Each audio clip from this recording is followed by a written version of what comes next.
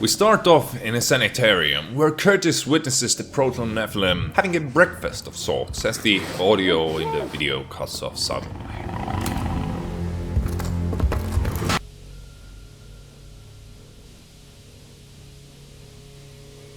Stone fucking cold! Yeah, we're up to a good start already.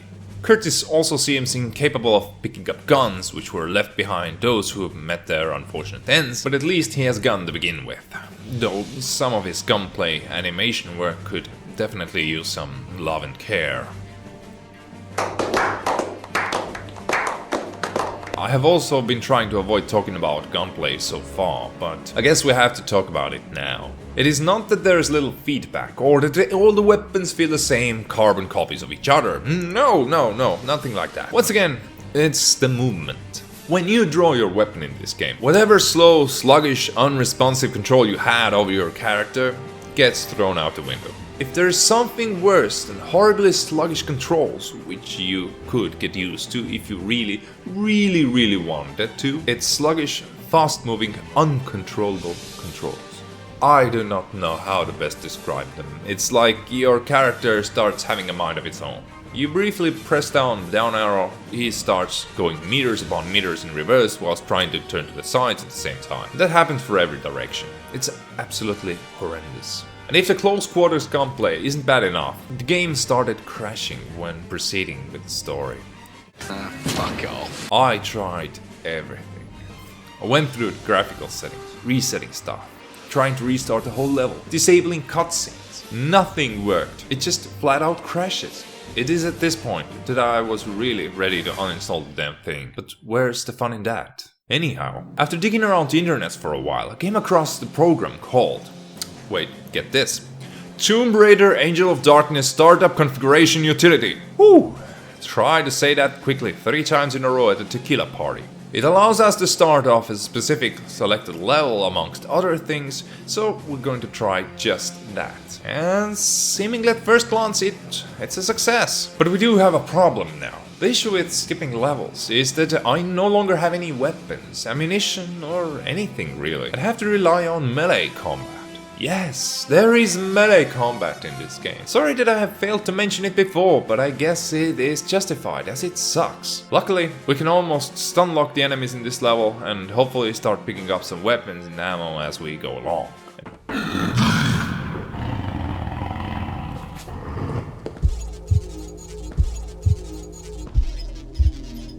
Disgusting! Eventually, we have to face off the Proto Nephilim himself.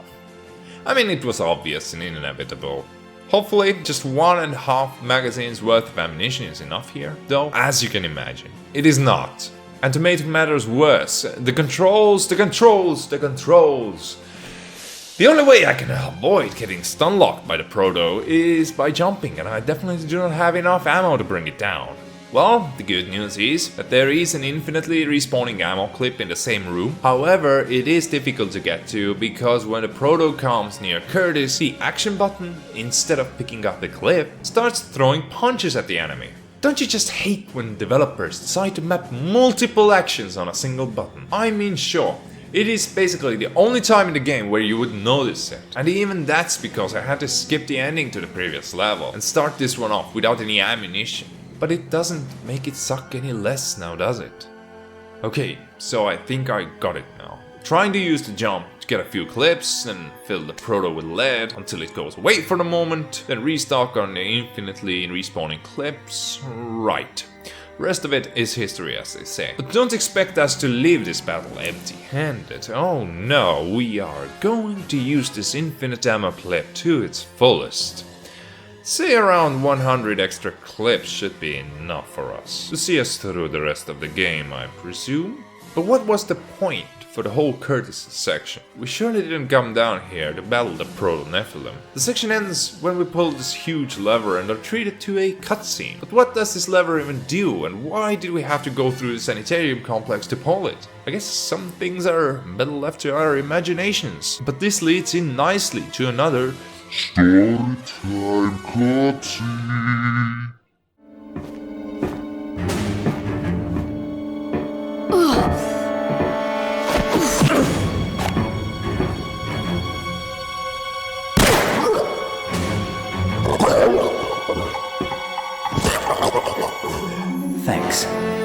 Glad you came back to save me, stranger. Name's Kurtis. Lara. And this is business. I owe you one. You owe me a painting. Sorry, that went AWOL at the Louvre. What brings you here from Paris? Eckhardt. We have business that only one of us will walk away from.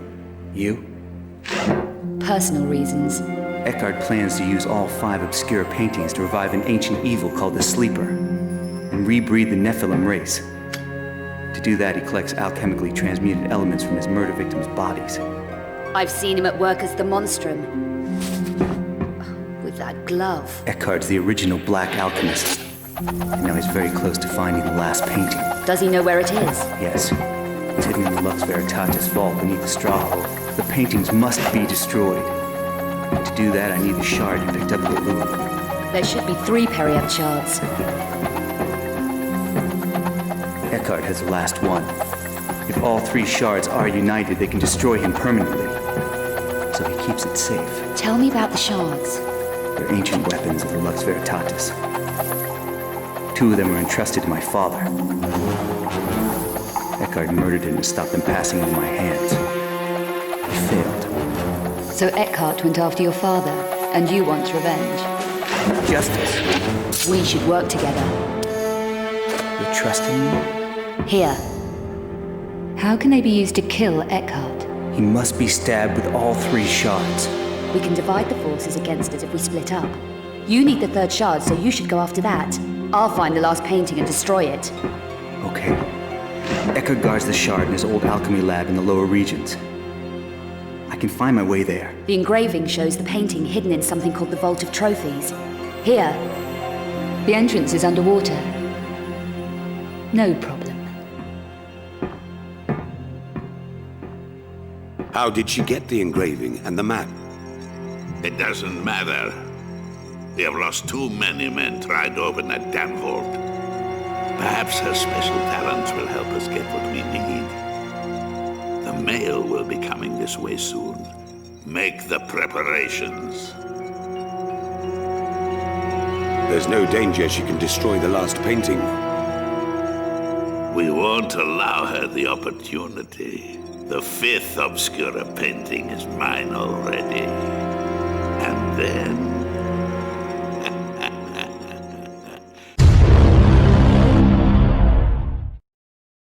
Haha, indeed. So off we go to the Vault of Trophies. But damn. Now playing as Lara. I don't have any money, items, weapons, nothing, not even a logbook from Werner. This is a problem, a big problem. I mean, sure, I can probably proceed without the logbook and could use some extra difficulty, but 2 minutes into this level and the puzzle requires me to shoot at some explosives to blow up the 2 sentry towers. Shit! What am I to do now? I'm not going to skip the level again, as I could as well skip the whole game then and view the rest of it online through some playthrough. Luckily, well, there's Stella's Tomb Raider site, which kindly provides save games for pretty much any section of the game. Wow. I mean, it sucks that I didn't know about it beforehand, and could have played through Kurtis' skip part as well, and actually have ammo for the Proto-Nephilim battle. No, this also means that our 100 plus collected magazines for Kurtis was all for nothing. Right. In any case, we now need to go underwater to get to the hold of trophies, and boy am I glad that the underwater controls are excellent in this game. It is such a treat when it starts feeling like an actual game we're playing. But before that, we need to zip into some more comfortable swimwear, and surely enough, some fan service is in order. I mean, why should Lara zip the suit all the way up to cover her cleavage? It's not like it would really change anything in the long run, right? Anyways, underwater chain pulling puzzle, yeah, that's pretty much it. After that, she drops the suit, puts on her dry, spare costume from her backpack, and we're left once more with the awful underground controls. Sometimes I think what it would be like when Angel of Darkness would have been an underwater exploration game. So we come across some cozy little room, which I'm changed and levers to pull. My strength is increasing. Don't even bother with the enemies, they're invulnerable, and only go down for a few seconds if you manage to damage them enough. But the problem is that they run pretty fast, and again, we need to perform an action to pull the chain here. But as the enemies get nearby, Lara just starts kicking them around. And if that's not bad, the game freaks out and crashes here. Why? Because of the enemies. They seem to have a bug where if one of the enemies reaches a specific location near the big table, its AI goes bananas and manages to take down the whole game. Luckily, we're nearing the end game here, and hopefully not many more bugs await us. After acquiring the final obscure painting from the room with the invulnerable enemies and doing some swimming, we finally get to confront Eckhardt and his gang. Well, kind of. It's story time. Congratulations, Miss Croft. You are positively Amazonian. That vault has defeated us for months.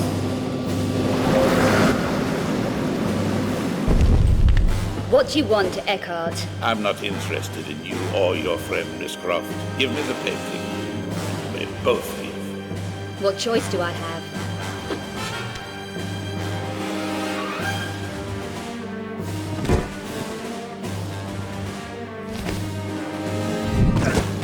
Gunderson, release Boaz.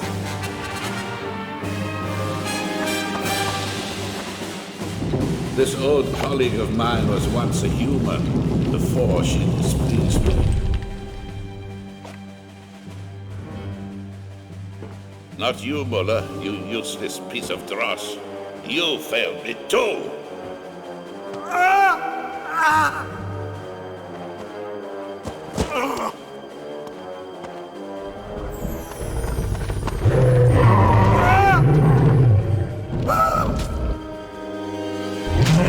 Come on, I'll give you a boost.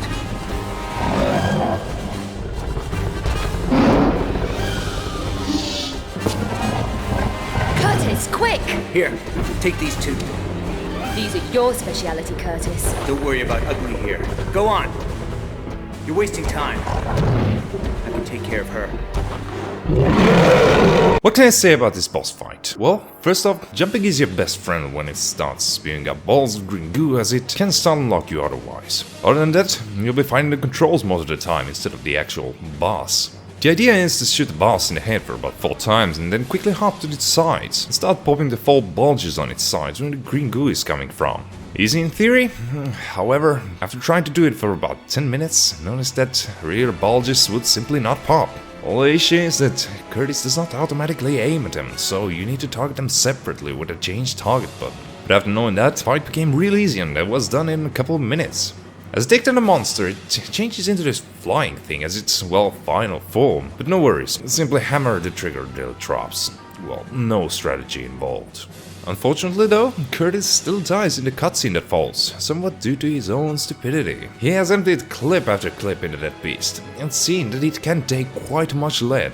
In retrospect, he should have decapitated it immediately to make sure that it's dead. That's just wisdom gained, well, after the deed. Anyways, back to Lara, where we get to do a bit of platforming now before we meet the big bad wolf himself. Now, I mentioned this before and I shall mention it again.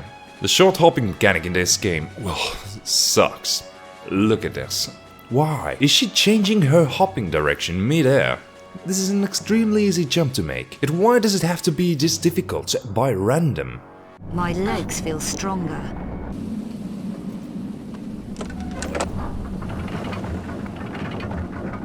My legs feel stronger. Maybe I'll make that jump. And why does there have to be a camera shift here? Who thought this was a good idea? I tell you, this game has so many questionable decisions made that I wouldn't be surprised if they left out the credits roll, just to avoid their names being related to the development of this monstrosity. But after some platforming, ignoring some more invulnerable enemies and Eckhardt lab, and doing some minor puzzling, we finally arrive at an arena to face the big boy himself. The granddaddy of mischief, the OG alchemist, Mr. Eckhardt.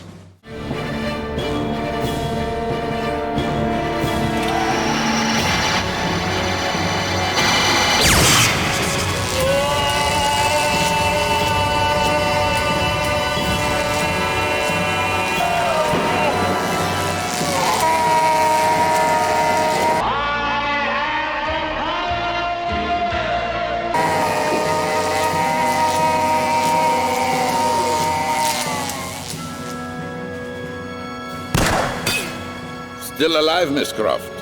You are resilient, but over the decades I've killed more mortals like you than I can remember. And stole their body parts, like a cheap grave robber. As I will now take yours. To wake this thing, you are grotesque.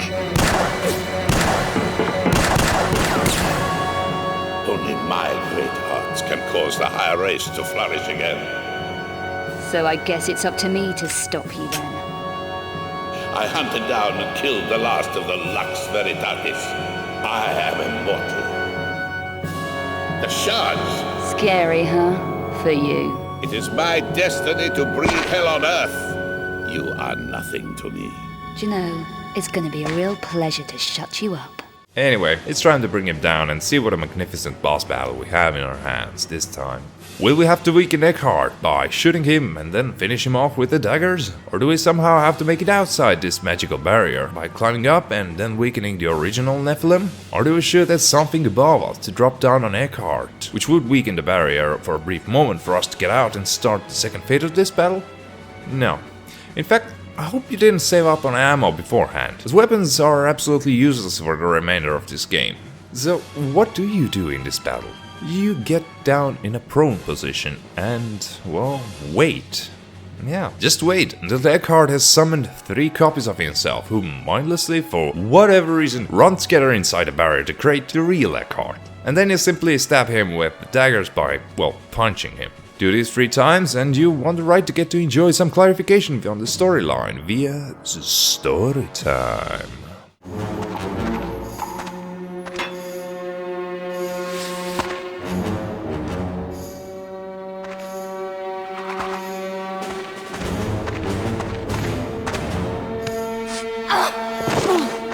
Corel? Go on, kill her.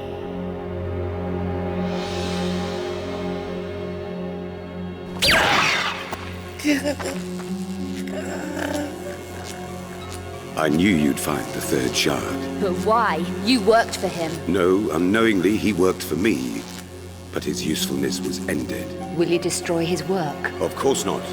The great work will be finished. I'm offering you the chance to become part of a benign new order in the world. You are kidding, right? We Nephilim have only ever been trying to survive. Too many people have died for me to trust you, including a good friend, Von Croy. He was an unfortunate victim of history, Lara. Eckhardt was stupid to have killed him. I've helped you all along, both here and in Paris. You can trust me, Lara Croft. I'm tracking 5 obscura paintings for a client called Eckhardt, but he's a psychopath. Why should I care? Because I'm being stalked. People are dying out there. Handle it, Werner. Lara, please. Look, go and see this woman, Carvey. She can help. I'm going. Egypt, Werner. You walked away and left me. There was no pity then. Get out! Get out of the way!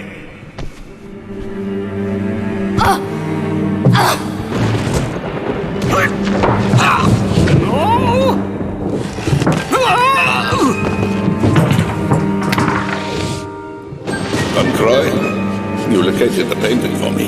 Why have you not delivered it? I daren't collect it. It's too dangerous. But she'll be able to.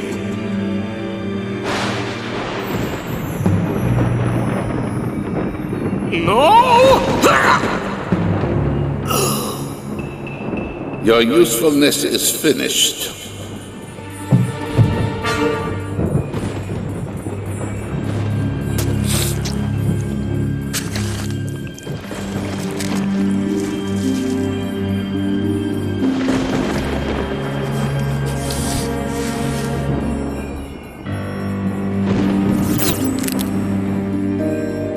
Your humans break so easily.